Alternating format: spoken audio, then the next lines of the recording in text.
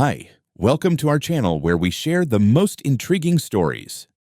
A massive container filled with sand and marked delinquent blocked Adam Cooper's driveway, trapping him on his own land. The HOA claimed he owed them, but Adam wasn't even a member. What started as intimidation turned into a full-scale war for justice, pitting one man against a corrupt, power-hungry system. Adam Cooper lived for peace and independence. His ranch, nestled at the outskirts of a quiet suburban neighborhood, was his sanctuary. Purchased years ago with meticulous attention to location and legal rights, it offered the privacy he craved without the entanglements of a homeowners association, HOA. Adam knew the pitfalls of such organizations, the endless fees, arbitrary rules, and overreaching presidents. He deliberately avoided them, securing a property that was legally outside the HOA's reach. That peaceful existence was shattered one early morning when Adam stepped out of his house, coffee mug in hand, and stopped dead in his tracks. Blocking his private driveway was an enormous metal container, tall and wide enough to completely obstruct any vehicle. The container was scrawled with bold red letters, "Delinquent."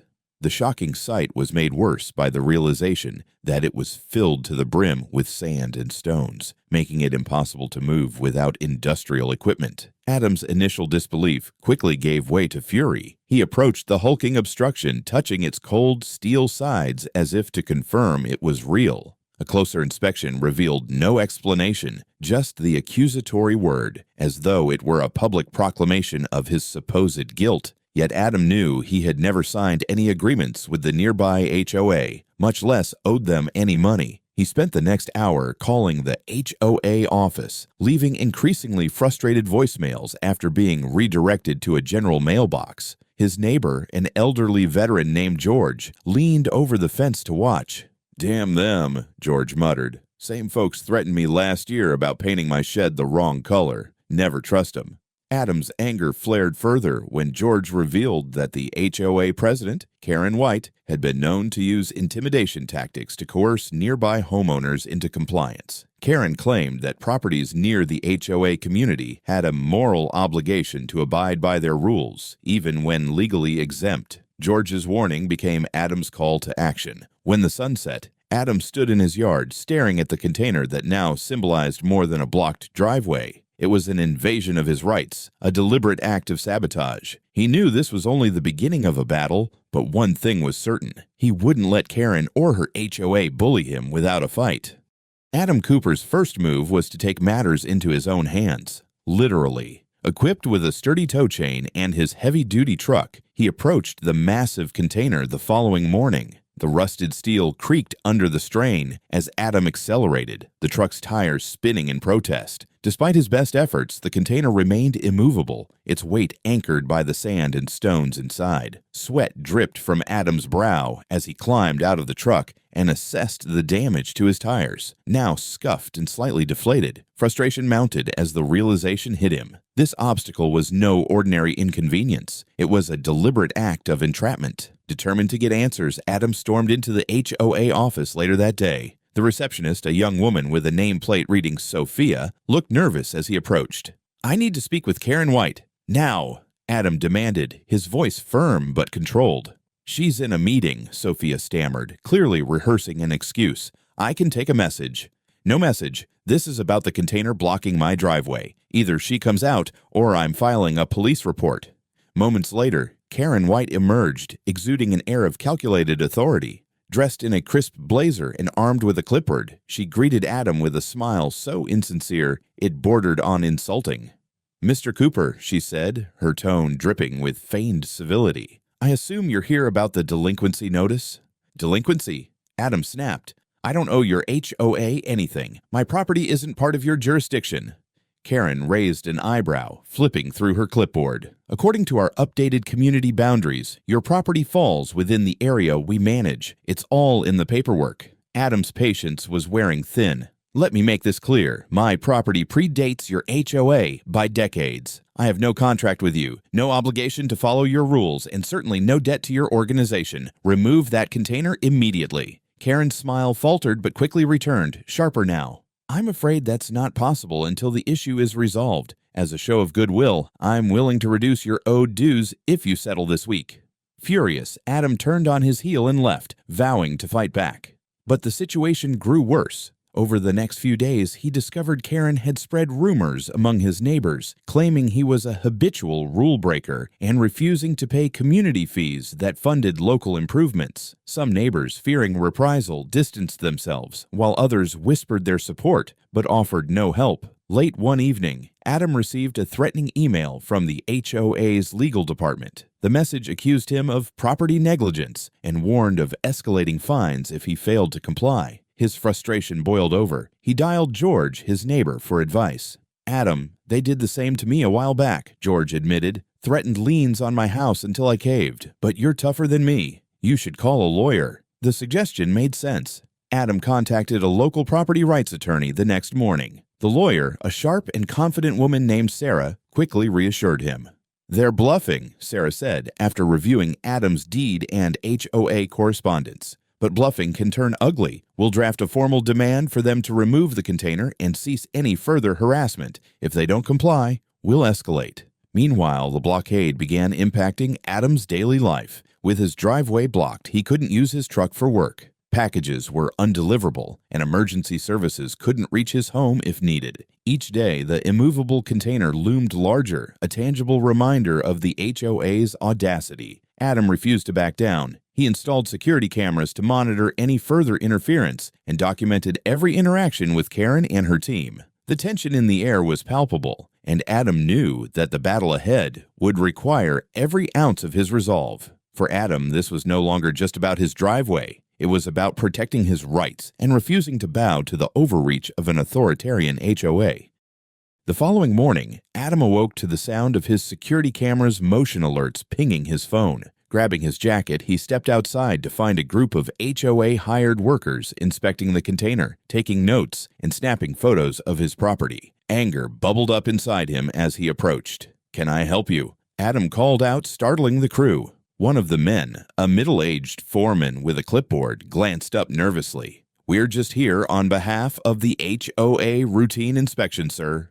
"Routine inspection of private property? Without my permission?" Adam demanded. "Get off my land now." The foreman hesitated, but ultimately motioned for his crew to retreat. As they loaded into their truck, Adam's phone buzzed again. This time it was Karen White calling.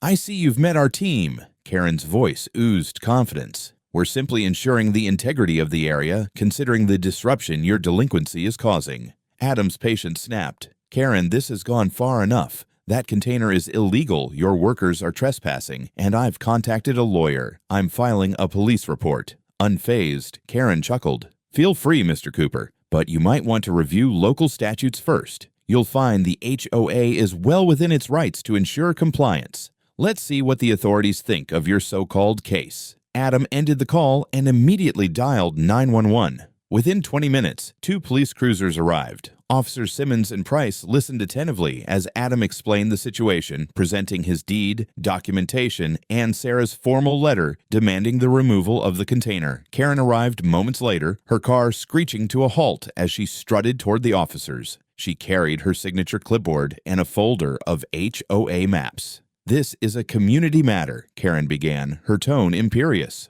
"Mr. Cooper's property falls within the HOA's boundaries as per our updated jurisdiction maps. He's refusing to pay dues or follow regulations, leaving us no choice but to take measures." Officer Simmons raised an eyebrow. "Ma'am, Mr. Cooper's deed and these documents clearly state his property is not under HOA governance. Do you have any legal proof to counter this?" Karen hesitated before handing over her folder. The officers reviewed the HOA maps, frowning. "These are HOA-specific documents, not official records," Simmons said, looking unimpressed. "Regardless," Karen snapped, "his actions disrupt the community, and the container stays until this is resolved." Officer Price shook his head. "That container is blocking a private driveway, violating local property laws. It needs to be removed immediately, or the HOA faces fines and potential charges." Karen's face reddened. "This isn't over," she hissed, glaring at Adam. As the officers issued a formal warning to Karen, Adam felt a small surge of relief. Yet he knew this was merely the opening salvo. Karen's defiance and the HOA's audacity were far from over. The battle lines were drawn, and Adam braced himself for the escalation to come. Adam Cooper sat at his dining table, the faint hum of his security cameras providing the only sound in his once peaceful home. After the police visit, the container still sat immovable in his driveway, a metallic insult to his rights. He clenched his fists, vowing not to let Karen or the HOA bully him further. His lawyer, Sarah, called later that afternoon. "Adam, we've filed a formal complaint with the county about the HOA's actions," she began. "I've also sent a cease and desist letter directly to Karen and the HOA board demanding immediate removal of the container. They've got 72 hours to comply." "Do you think they'll back down?" Adam asked, though he already knew the answer. "Karen strikes me as someone who thrives on pushing limits," Sarah said. "But if they don't act, we'll take this to court. And believe me, Adam will win." Feeling reinvigorated, Adam took matters a step further. He called a local news station explaining the situation and providing documentation of the HOA's illegal actions. The next morning, a crew arrived at his home, cameras rolling as Adam stood before the glaring container. "This isn't just about me," Adam told the reporter. "It's about every homeowner who's ever been bullied by an HOA that thinks it's above the law." The segment aired that evening, featuring clips of Karen's confrontations with the police and the container blocking Adam's driveway. By morning, the HOA's audacity was the talk of the town, but Karen was far from retreating. Instead, she doubled down. That evening, Adam's security cameras captured two men from the HOA walking along his property, shining flashlights into his windows and taking photos. Furious, Adam called the police again. This time, officers confirmed the HOA had no right to survey his property without a warrant. The trespassers were escorted off, and Adam filed another complaint. The pressure began to shift. A neighbor, George, came by with unexpected news. "Adam," he whispered, glancing around as if to ensure no one was watching. "I've been part of the HOA for years. Karen's lying about the boundaries. Your property isn't listed in any official documents. She's acting on her own, trying to expand control." Armed with this revelation, Adam and Sarah dug deeper, requesting public records. What they found was damning. Karen had doctored maps to falsely include Adam's property, using them to push her agenda. They immediately filed the evidence with the county and prepared to sue Karen personally alongside the HOA. The community began to turn against Karen as news of her manipulations spread. Adam received anonymous messages from neighbors who were tired of Karen's reign of terror but had been too afraid to speak out. Encouraged, Adam organized a meeting at his home, inviting those willing to challenge Karen's authority. That evening, over a dozen residents arrived. Many shared similar stories, threats of liens, fines for trivial violations, and Karen's frequent disregard for legal boundaries. United by their grievances, they agreed to back Adam's legal fight and expose Karen's abuses publicly. For the first time in weeks, Adam felt a glimmer of hope. The fight was no longer his alone. The community was rallying, and the tide was turning against Karen. With Sarah's legal expertise, the county's mounting involvement, and growing public support, Adam knew he was ready for the storm ahead. The courtroom was packed. News of Adam's case against Karen White and the HOA had become a local sensation, drawing neighbors, reporters, and curious onlookers. Adam sat at the plaintiff's table alongside his lawyer, Sarah, who exuded calm confidence. Across the room, Karen sat flanked by her legal team, her expression a blend of smugness and defiance. The judge entered, and the courtroom fell silent. "This case," the judge began, "involves allegations of harassment, property rights violations, and potential fraudulent actions by the defendant, Karen White, and the Maple Grove HOA." Sarah stood, addressing the court. "Your Honor, this is a clear case of overreach and abuse of power. My client's property is not, and has never been, under the HOA's jurisdiction. Despite this, the defendants illegally blocked his driveway with a container, disrupted his life, and manipulated maps to extend their authority." She laid out the evidence meticulously. Adam's deed, historical property records, and the doctored maps Karen had presented to the police. Sarah also introduced witness statements from neighbors, many of whom testified about Karen's years of authoritarian control. She used intimidation and lies. George, Adam's elderly neighbor, told the court, "She bullied us into compliance, and Adam was the first to stand up to her." Karen's lawyer attempted to discredit the claims, insisting that the HOA was acting in the community's best interests. They argued that Adam's refusal to join the HOA had caused disruptions and justified their actions. But their case unraveled when Sarah cross-examined Karen herself. Under pressure, Karen's composure cracked. "The HOA has rules for a reason," she snapped. "If we don't enforce them, the whole neighborhood will descend into chaos. His property should have been included from the start." "Should have been," Sarah pressed. "So you admit you altered maps to justify your actions?" Karen stammered, realizing her slip. The room buzzed as the judge sternly silenced the chatter. Sarah presented the security footage showing HOA trespassers on Adam's land and the container blocking his driveway. She concluded her case by highlighting the emotional and financial toll the situation had taken on Adam. When it was Karen's turn to testify, her arrogance gave way to desperation. "This was a misunderstanding," she insisted. "I only wanted what was best for the community." The jury deliberated for hours, but the verdict was unanimous. Karen White and the HOA were found guilty of harassment, fraud, and illegal interference with private property. The judge's ruling was scathing.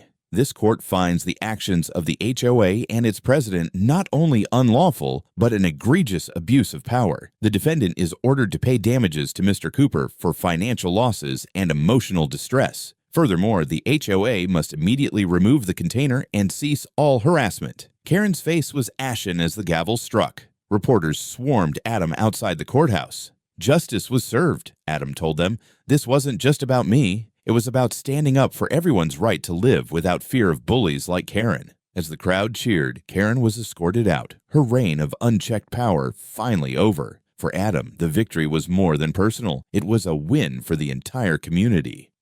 In the days following the court's decision, the massive container was finally removed from Adam's driveway. Watching the crane lift the rusted metal blockade away was a moment of profound relief for him, a physical representation of the battle he had fought and won. The HOA, under court orders, faced a mandatory restructuring. Karen White was removed as president, her manipulations and abuse of power laid bare for all to see. An independent auditor was appointed to oversee the HOA's operations, ensuring no similar overreach could happen again. For the community, Karen's downfall was a turning point. Once silent out of fear, neighbors began to speak openly about their grievances. A new HOA board was formed, composed of fair-minded residents who prioritized collaboration over coercion. Policies were rewritten to prevent future abuses, and neighbors who once lived in fear now found themselves participating in neighborhood events and initiatives. As for Adam, his life returned to the peace he had always cherished, but his victory left a lasting impact. His stand against the HOA inspired others to defend their rights and challenge injustice.